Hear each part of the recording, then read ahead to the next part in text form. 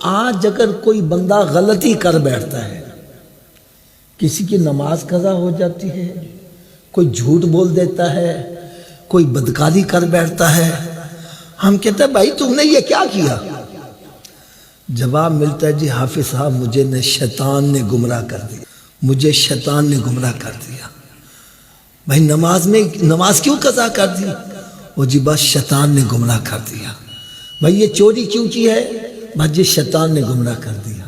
یار ہم کہتے ہیں ہمیں شیطان نے گمراہ کیا، شیطان کو کس نے گمراہ کیا تھا؟ نہیں سمجھ لگی بات۔ ہم تو یہ کہتے ہیں مجھے شیطان نے گمراہ، یار شیطان کو کس نے گمراہ کیا تھا؟ شیطان کو گمراہ کیا تھا انانیت نے۔ وہ کہتا تھا انا خیر من، میں بہتر ہوں، میں بہتر ہوں۔ یہ انانیت تھی جس نے اس کو گمراہ کر دیا۔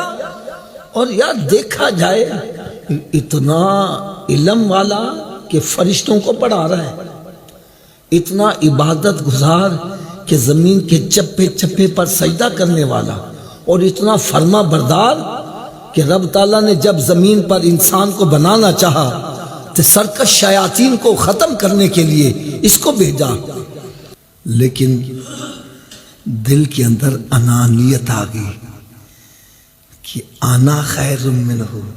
رب تعالیٰ نے فرمایا ما منعک اللہ تسجد اذ امرت، اور کس چیز نے تجھے منع کیا؟ جب میں نے حکم دیا سجدہ کرو کیوں نہیں سجد؟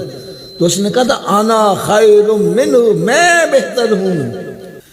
اس کو تو نے مٹی سے بنایا، مجھے آگ سے بنایا، میں بہتر ہوں۔ میں ہاتھ باندھ کر عرض کروں گا کیا ہمارے اندر آج انانیت نہیں آئی ہوئی؟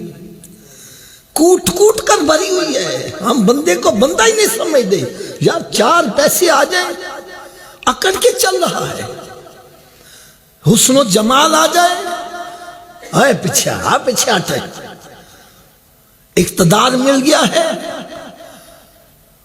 گردن کے اندر سریا آ گیا، جھکنے کا نام ہی نہیں رہا۔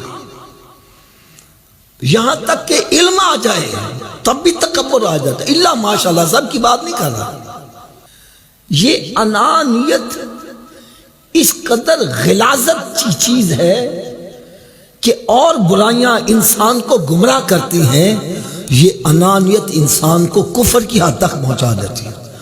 ابا واستکبر وکان من اس نے تکبر کیا، ہو گیا کافروں میں سے۔